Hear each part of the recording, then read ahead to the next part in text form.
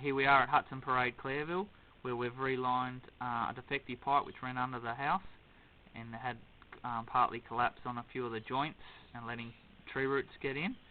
You can see here where the reline we started at the start of the earthenware pipe.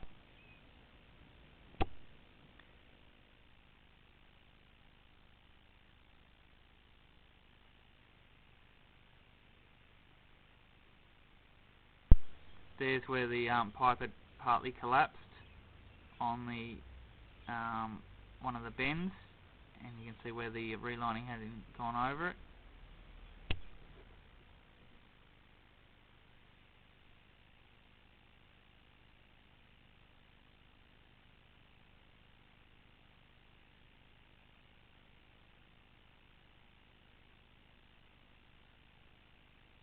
Here we are on a 90-degree bend. You can see the old IO at the top there, and a small boulder, the pipe that had collapsed, relined over it.